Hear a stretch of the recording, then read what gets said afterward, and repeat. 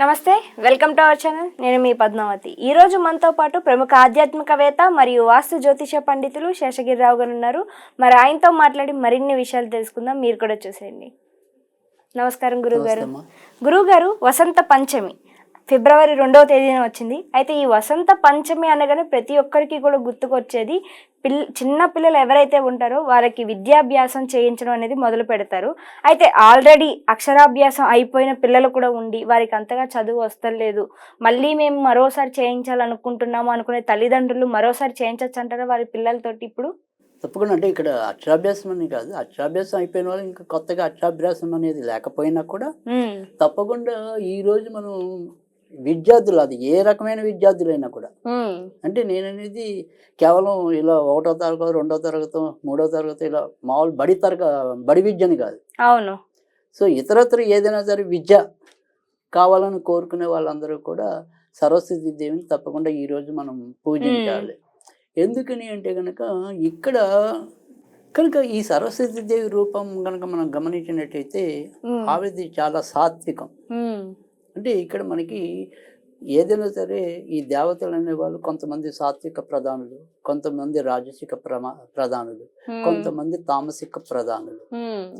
అలా ఇక్కడ మనకి ఈ సరస్వతీ దేవి తర్వాత పార్వతీదేవి, ఈ రెండిట్లో కొంతమంది మనకి ఉల్టా పల్టా ఉంటాయి. అంటే ఈవిడ తామసం అని ఆవిడ సాత్వికం అని, లేదా ఆవిడ తామసికం ఈవిడ సాత్వికం అని. కానీ లక్ష్మీదేవికి మాత్రం అందరూ రాజసమే ఇచ్చారు.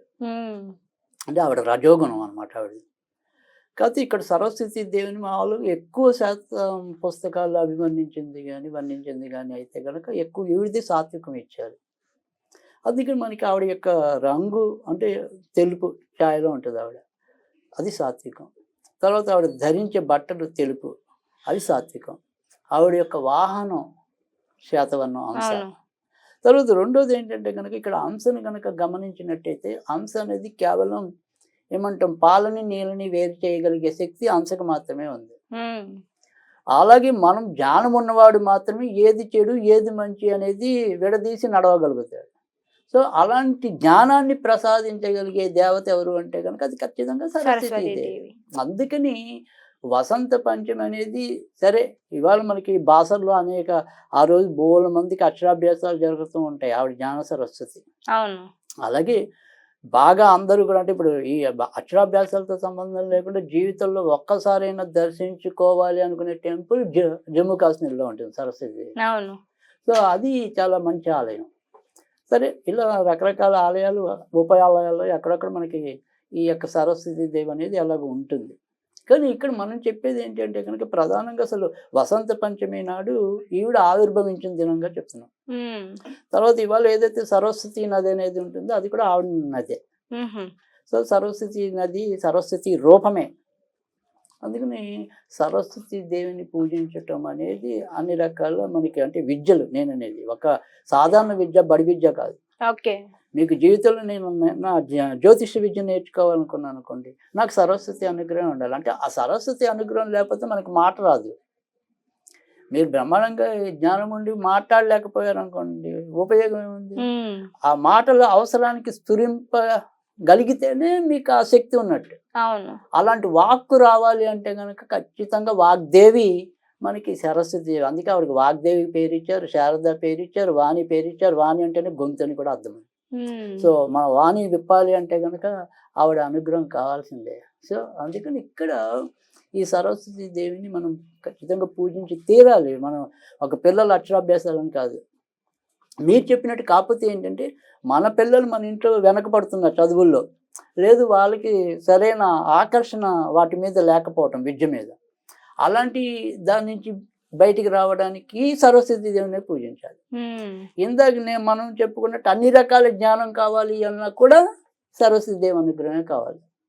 కనుక మీరు సరస్వతిని పూజించటం అనేది ఖచ్చితంగా మన హిందూ ధర్మంలో ప్రధానమైన ఒకటి. విఘ్నాలు లేకుండా విఘ్నేశ్వరుని పూజించాలి, జ్ఞానం కలగడానికి సరస్వతిని పూజించాలి, మరి మొత్తం బాగుండటానికి చండీదేవిని కానీ వెంకటేశ్వరుని కానీ పూజించాలి.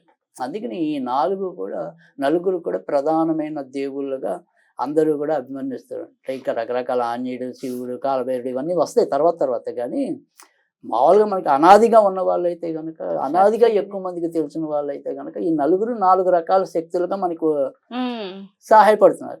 అంటే ఒక మనిషికి పిరికితనం వాటిల్లుతున్నప్పుడు ఆంజనేయుడే గుర్తుకొస్తాడు.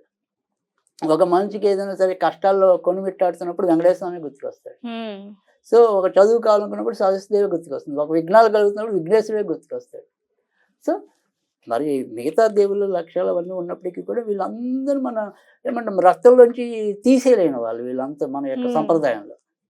సో కనుక సరస్వతి దేవిని వసంత పంచమి నాడు ఆవిర్భవించింది కాబట్టి ఆ రకంగా పూజించాలి. అలాగే ఇదే రోజు శ్రీ పంచమని కూడా కొంతమంది చేస్తారు, ముఖ్యంగా వైష్ణవులు. సో ఈరోజు మనం సరస్వతి దేవిని ఎంత పూజిస్తామో విష్ణువుని కూడా అంతే పూజించాలి. అది కూడా లక్ష్మీ సహిత విష్ణుమూర్తిని పూజించాలి. అప్పుడు మనకి సంపదలు వృద్ధి చెందుతాయి. అంటే ఈవిడ పూజిస్తే మీకు జ్ఞానం వృద్ధి చెందుతుంది, అక్కడ లక్ష్మీ విష్ణువుని పూజిస్తే సంపదలు వృద్ధి చెందుతాయి. అంటే జ్ఞానము వస్తుంది, సంపద వస్తుంది. కనుక ఈ రకంగా వీళ్ళిద్దరిని కూడా ఈ రోజు మనం పూజించాలి.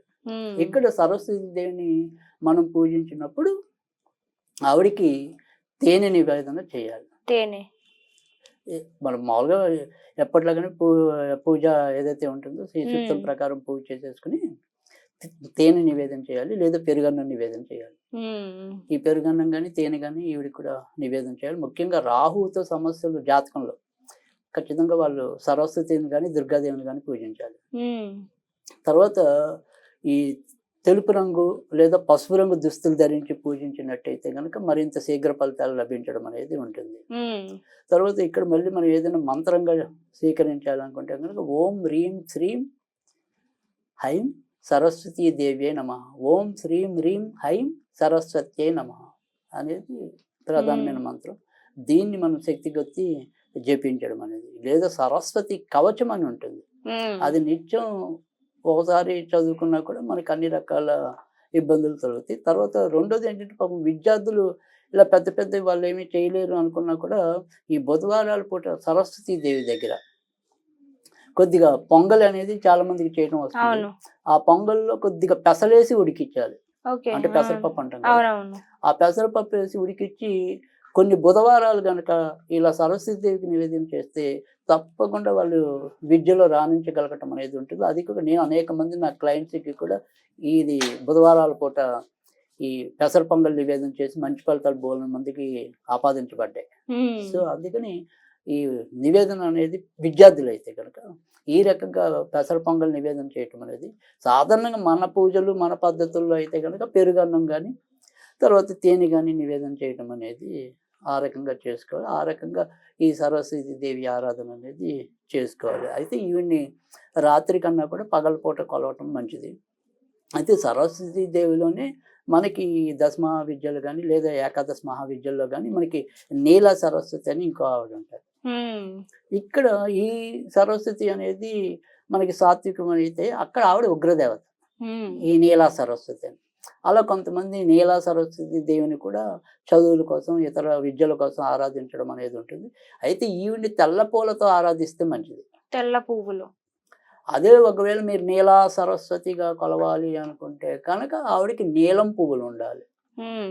సో అలా నీలం పువ్వులు దొరకనప్పుడు మాత్రమే తెల్ల పువ్వులు వాడుకోవాలి. అది ఓం హ్రీం ఓం హ్రీం త్రీం తారా నీల సరస్వత్యై నమః, ఓం హ్రీం త్రీం తారా నీల సరస్వత్యై నమః అని చెప్పి నీలా సరస్వతి దేవి మంత్రం. ఆ నీలా సరస్వతి దేవి ఆరాధన చేసినా లేదా ఈ సరస్వతి ఆరాధన చేసినా మన వాక్కు ఫలించడం అనేది, ఆ వాక్కు ఎప్పుడు ఉపయోగించాలో అప్పుడు ఉపయోగించగలగటం. సో చదువు ఎంత ముఖ్యమో దానికి ఆ స్కిల్స్ అంటే వ్యక్తీకరణ కూడా చాలా ముఖ్యం. సో అందుకని అటు వ్యక్తీకరణ కావాలనుకున్నా విద్య కావాలనుకున్నా ఖచ్చితంగా మీరు సరస్వతి దేవిని పూజించాలి. కోవడంలో తప్పేం లేదు. పూజా విధానంలో కావచ్చు, ఆమెని మనం ఏ విధంగా అయితే ఆరాధిస్తామో అమ్మవారి అనుగ్రహం కూడా మనకు అదే విధంగా ఉంటుంది. మీరు చెప్పినట్టు నిజంగా చాలా చక్కగా వివరించారు గురువుగారు. ధన్యవాదాలు.